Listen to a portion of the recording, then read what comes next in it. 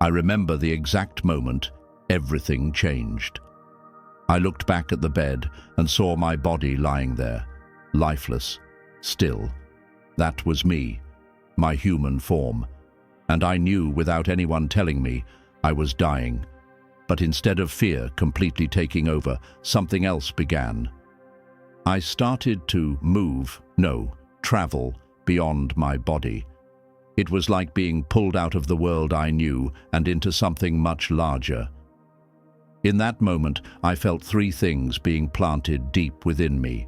Gifts, not symbolic ones, real abilities that would change the way I lived from that day on. The first one revealed itself in a strange and beautiful way. I could see people's auras, not as an idea or a feeling, but as clearly as seeing someone's face. Each color told a story about that person, their health, their spirit, their energy. When I look at you now, I see that light around you. It's real. It's alive. The second gift was the ability to leave my body at will. What happened during my near-death experience didn't just end. It unlocked something. I could separate from my physical form just like I did during that moment in the hospital. It gave me a new perspective on what it means to exist. And the third was the quietest, but the most powerful. I learned how to still my mind. And in that stillness, I began to hear a voice, a presence. At first, it was subtle, but one day, a woman collapsed in front of me. The voice spoke, clear, direct, as if someone was standing beside me, and told me exactly what to do. Place your hand on her right foot and push. I did it. Her body reacted. The voice said, "She has clonus." No one else knew what was happening. They just looked at me, stunned. How did you know? I was only a child when I had this reaction to penicillin, a simple case of strep that nearly took my life. But the experience left me with more than a memory.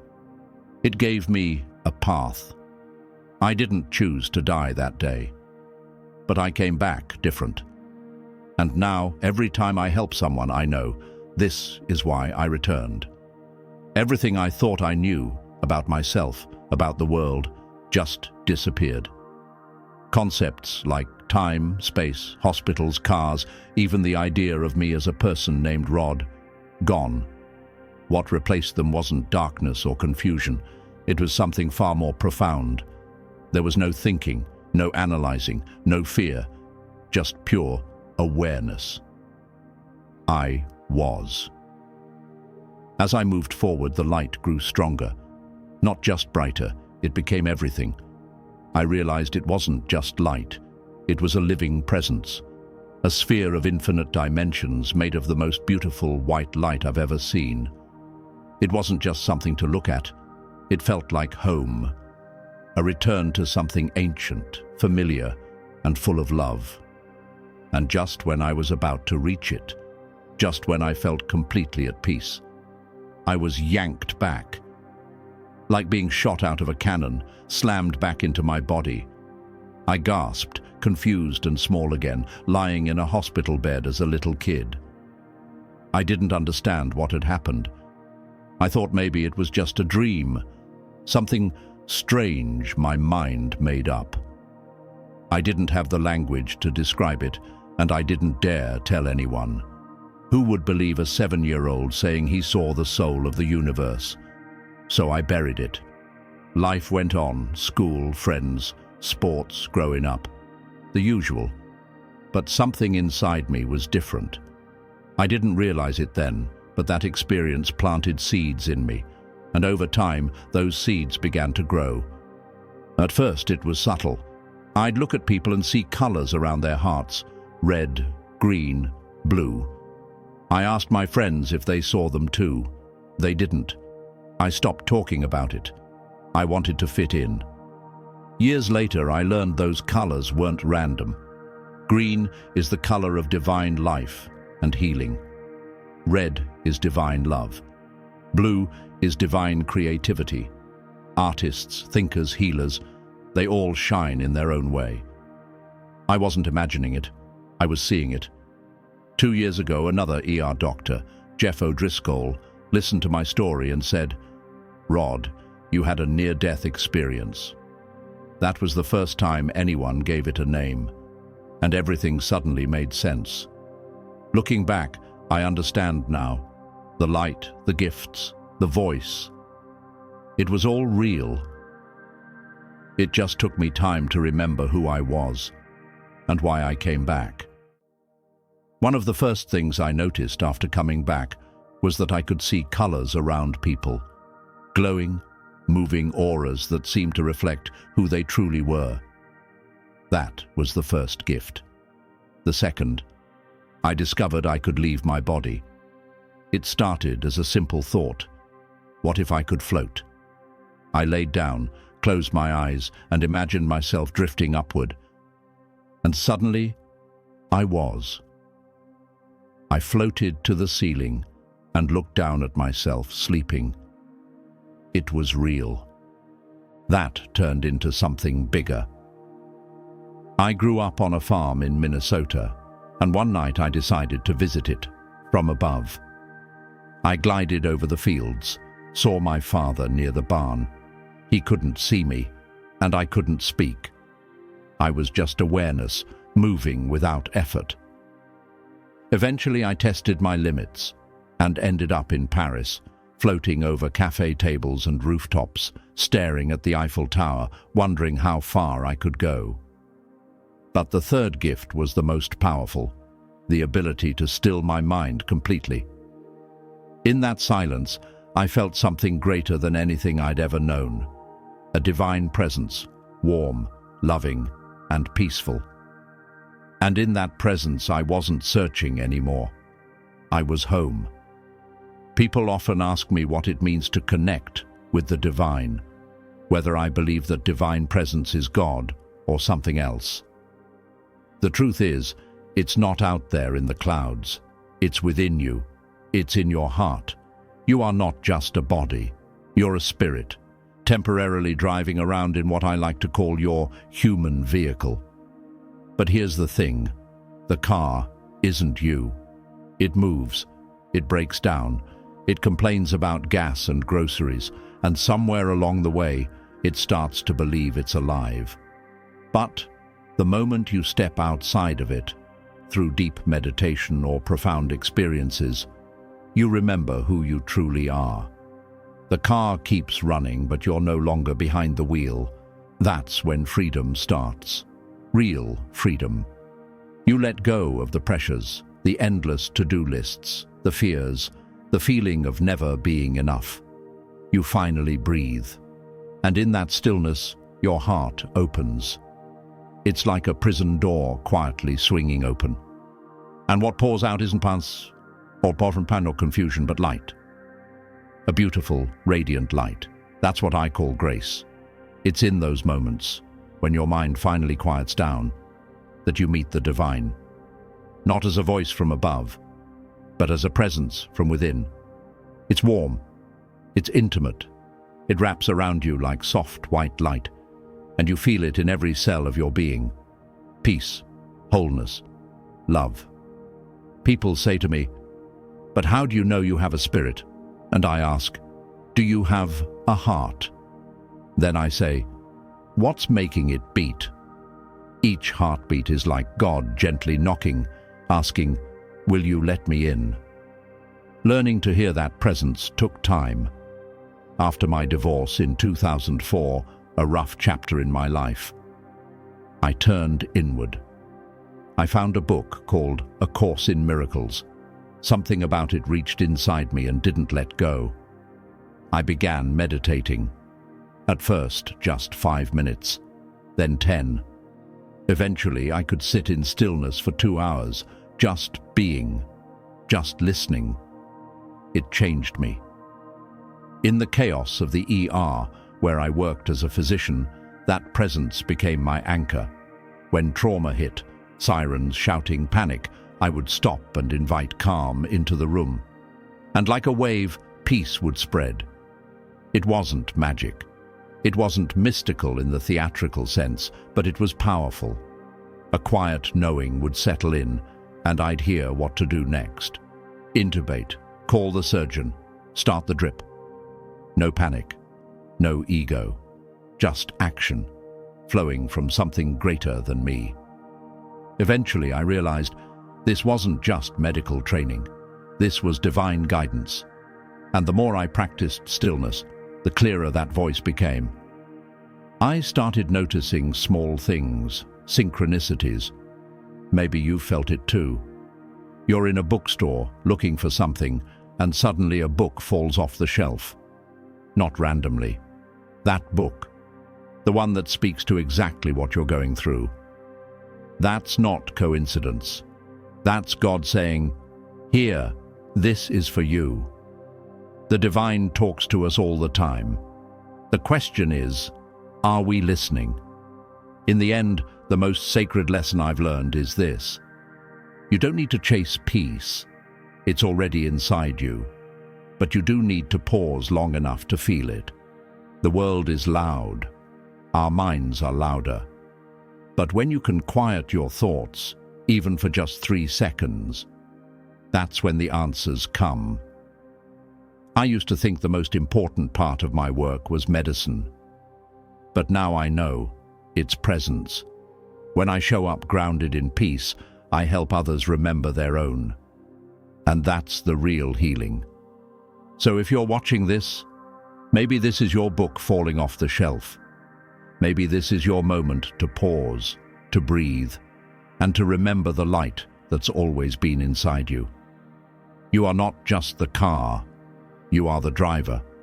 And the road ahead is wide open. One of the most unexpected gifts I was given after my near-death experience was the ability to hear a voice, clear, calm, and always in my left ear. Over time, I came to recognize it as the voice of Christ. It wasn't symbolic. It was real, direct, and unmistakable. There are so many moments I could share, but I'll start with one that changed everything for me. A woman in her early 40s was rushed into the ER. She had collapsed at work, just dropped. No trauma, no medications, no backstory. We barely knew anything. She was unresponsive with a mask on her face, and we had no time to waste. That's when the voice came through. It said, "Put your hand on her right foot and push." I had no idea why, but I did exactly that. As I applied pressure, her hand jerked in a very specific way, a reflex I recognized immediately. Clonus, a sign of severe brain dysfunction. Then the voice continued, "She has Tylenol poisoning. Her liver's failing. Ammonia is building up in her brain. Now, in a standard ER protocol, you don't order a Tylenol level or ammonia test right away. It's not routine. But I trusted what I heard. I ordered both, despite the looks from others who thought I was wasting time. The results came back critical.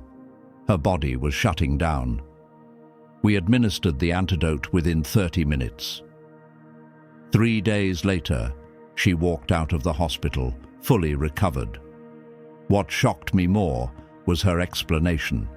She hadn't overdosed. She'd been taking her pain medication exactly as prescribed. What she didn't know was that the other pills she was taking also had acetaminophen. Combined, it was slowly killing her. That voice saved her life, and it didn't stop there. Another time, a 15-year-old boy came in after falling on the playground.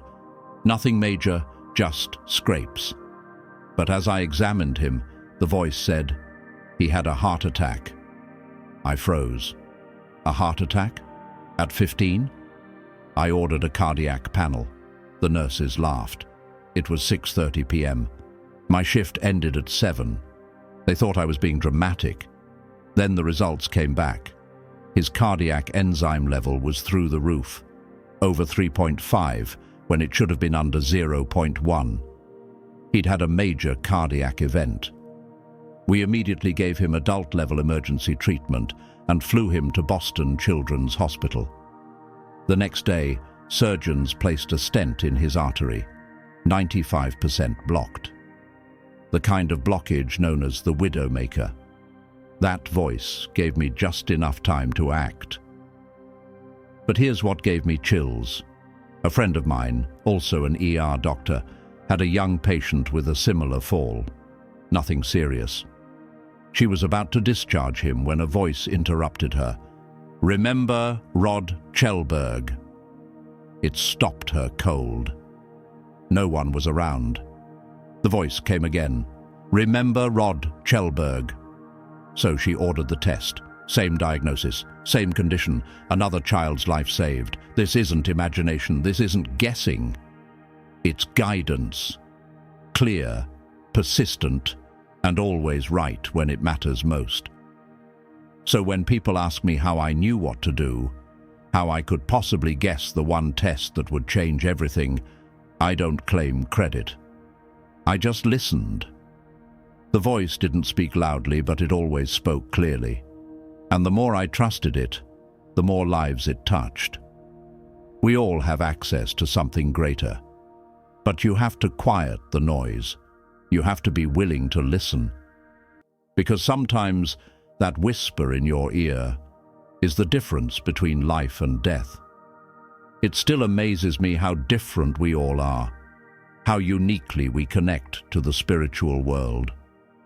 For me, one of the most profound developments was when I began to hear divine guidance. Not metaphorically, literally.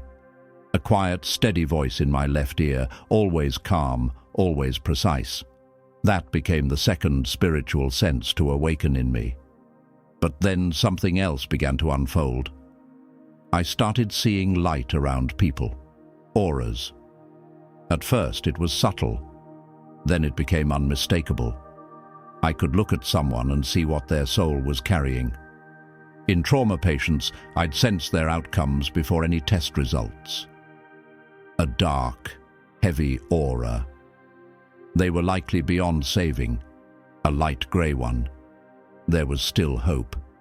And when I saw a brilliant white light around someone, it almost always meant they were going to pull through. That vision, my third spiritual sense, deepened with time. I could see inside the body, not metaphorically but with clarity. A woman with dementia once came in, screaming every time someone touched her leg. No fall, no incident, just pain. As I looked at her, I saw a fracture just below her kneecap. We did an X-ray, and there it was. We treated it, and the pain vanished. That vision became a tool, not to impress, not to convince, but to help. But the most sacred gift came during moments of death. I have a quiet ritual whenever someone passes. I place their hand on my chest, and I pray. Our Father, who art in heaven, not out of habit, but out of reverence. I don't always know the person, but I believe someone should ask the divine to take them home. That became part of my work. One day, after reading A Course in Miracles, I changed the prayer. I asked Christ, pure divine love, to receive the soul. What happened next? I'll never forget. An 80-year-old woman came in, cardiac arrest. We tried everything, CPR, medications, but after 20 minutes of flatline, I called it. The room emptied. I stayed behind. I prayed as I always do, but this time I asked the divine to take her home, and then I saw it. A soft pink bead of light appeared to my left. Her aura rose from the body, fully formed, glasses, hair, everything. She sat up slightly, turned to me and said, "Thank you." I heard it as clearly as you hear my voice now. Then her soul transformed into a glowing orb, merged with the pink light, and ascended. As they moved upward, the entire ER dissolved into brilliant white light. Golden doors opened. Misty arms reached out and embraced her. Then, just like that, the doors shut, and I was back in the ER. But the peace that filled me, I had to steady myself. I could barely stand. I've since come to call that moment giving birth to heaven. It's what I do now, not just deliver bodies, but help souls find their way home. And I've learned something powerful. We never die alone, ever. When the time comes, you're not met by emptiness. You're met by family, angels, and the divine. And you get a choice. Do you stay or do you return? But no one crosses that threshold without love beside them. To anyone grieving, your pain is real. You're feeling the absence of someone's energy, someone you love. And that loss can pull you into a loop of sadness, replaying the moment over and over. But your loved one is still with you. They're trying to reach you.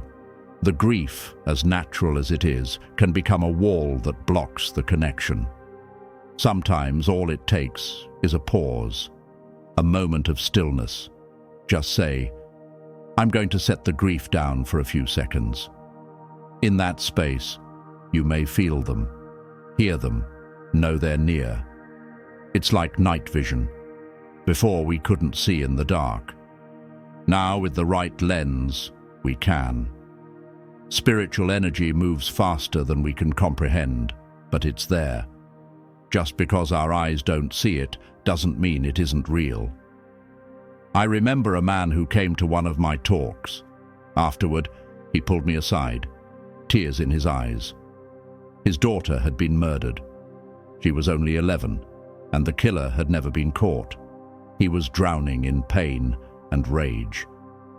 As he sat with me, I quietly said, "Just breathe. Let's find her together." And suddenly I saw her, sitting across from him, wearing a blue and white summer dress. I guided him into silence, into that stillness, and said, "Let the anger go. Let the hurt go." He breathed. And then, peace. That's what I want people to know. Your loved ones are not lost. They're just waiting for you to slow down, open your heart and listen. Because love doesn't end. It simply changes form. And if you allow it, that love will show up again and again, whispering, comforting, guiding you home. I looked at him and gently said, "Just rest." Then I asked him to hold out his hands. He did. And in that stillness, I felt something shift. "There's a little girl here," I said. I didn't know how I knew. I just felt her presence. A quiet, gentle light. She's wearing a blue and white dress. She has golden hair, and she's holding your hands. Then I heard her, not in my voice, but in hers. "Daddy, I'm okay. Daddy, I'm fine. Daddy, let go." Tears streamed down his face. He whispered, "I can feel her hands." And in that moment, all his grief, his rage, his helplessness vanished. It was like watching a soul come back to life. That's what I try to teach people. Your loved ones are still trying to reach you, but pain and anger build a wall. When you open your heart, even just a little, they come through. My wife Jodie's father was a prankster. He was always leaving pennies behind. Once, while helping a friend at Home Depot, I found 2 floss picks on the ground. Out of nowhere, I heard him laugh. Love doesn't leave us. It just finds new ways to speak, if we're willing to listen. One summer afternoon, a yellow butterfly landed on my wife Jodie's hand. She stood there, frozen, heart wide open, as its wings fluttered gently twice before it lifted off. She looked at me, eyes full, and said, "I've never felt love like that in my heart." We'd never seen a yellow butterfly in Maine before, and haven't since, but we knew what it meant. Love doesn't stop with death. It transforms. It communicates. If you're open, it reaches for you. That butterfly was a message.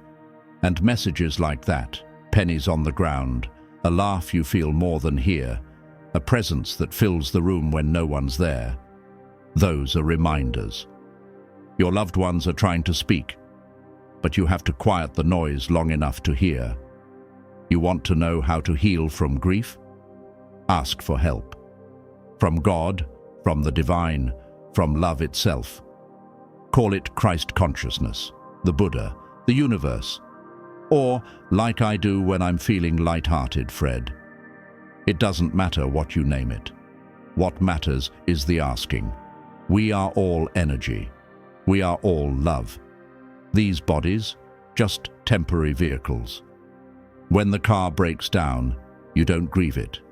You get a new one. Why should death be any different? When you're ready, you can go home, to peace, to wholeness, to the divine. But if you're still here, there's something more life wants to give you. After loss, it's okay to grieve. I lost a dear friend not long ago. I cried for a day. I put his photo up on my wall and sat with that sadness. Then, 2 weeks later, I heard him, clear as day, say, "Rod, it's okay to take the picture down now." And I did. I didn't erase him. I made space for what was next. That's how we heal. We honor the love, and then we open the door to more. I want to talk about something else that tested everything I just told you. I've had 3 different cancers. Colon in 2002, kidney and testicular cancer in 2014, and in 2016, a massive stroke that should have killed me. Each time, I sat across from a doctor who looked at me with that same solemn face and said, "Rod, I'm so sorry. You've got cancer." And each time I looked right back at them and said, "That's okay." You see, I refused to give the diagnosis power over me.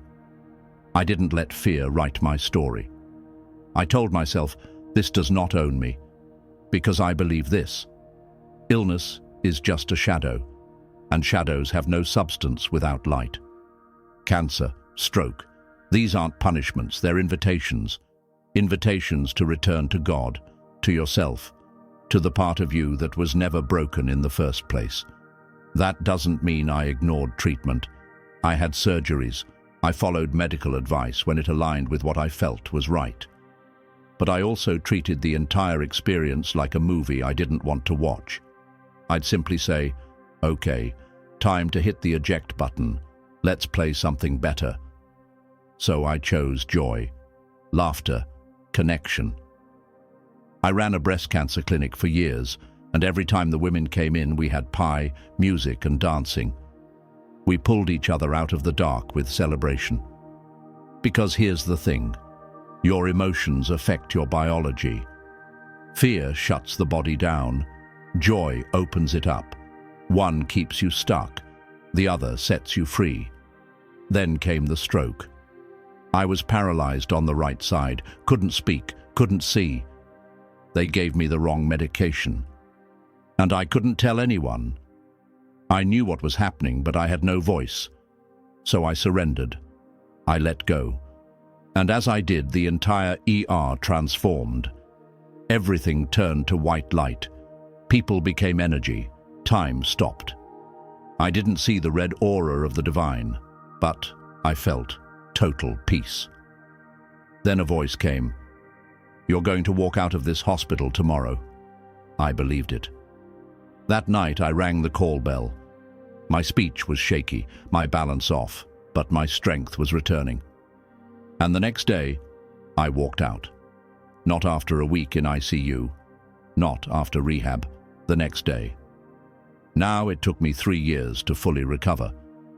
I had to relearn how to speak, how to think clearly. I went to Gold's Gym with my pink dumbbells. My friends joked, "Rod, pink's not your color." But I didn't care. I was rebuilding piece by piece with intention. I couldn't pass the medical licensing test after the stroke. My memory was still healing. That part of my career ended, but the calling didn't. Because the real healing wasn't about medicine. It was about surrender. It was about remembering who I am and where that strength really comes from. So if you're facing a diagnosis, grief, or a season of darkness, I want to leave you with this. You are more than your body. You are more than your fear. And no matter what it looks like on the outside, you have the power to shift the story. Ask for help, open your heart, set your intention, and then let love do the rest. There's one message I want you to hear more than anything else today. You are not alone, and you never have been. I don't know what you've been through. I don't know the weight you carry, the nights you've cried silently into your pillow, or the mornings you've woken up and wondered how you'd make it through the day. But I know this: God has never left your side. Even in the silence, even when you felt abandoned, even in the middle of your darkest hour, He was there, watching, waiting, loving you through it all. I've walked through fire more than once. I've faced sickness, loss, pain, uncertainty. I've stood at the edge of death and come back, not because I'm strong, but because God wasn't finished with me yet. And every time I fell to my knees, thinking this is the end, I discovered something miraculous. God doesn't meet you at the finish line. He meets you in the trenches. His blessings aren't reserved for the perfect. They're poured out on the broken, the doubting, the weary. And I am living proof that His grace is real. Maybe you've prayed and heard nothing. Maybe you've begged for a sign and the heavens stayed quiet. Maybe you're angry, confused, or tired of hoping. But I want to tell you something straight from my heart. Don't give up. Because here's the truth. Faith is not about getting everything you want. It's about trusting that even when life doesn't make sense, God is still good. And His plan for your life is bigger, deeper, and more beautiful than anything you could ever imagine. The world will tell you to trust yourself, chase success, follow your heart.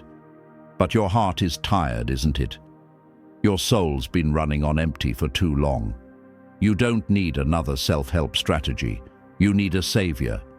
You need the kind of love that doesn't walk away when you fail. You need a hope that holds you together when life falls apart. You need a presence so real, so powerful, that even in your silence, you know you're seen. That's what God offers. Not a religion, not a checklist, a relationship. When you open your heart to Him, something changes. It's not always loud. It's not always dramatic. Sometimes it's as simple as a whisper in your soul. You're going to be okay. I'm right here.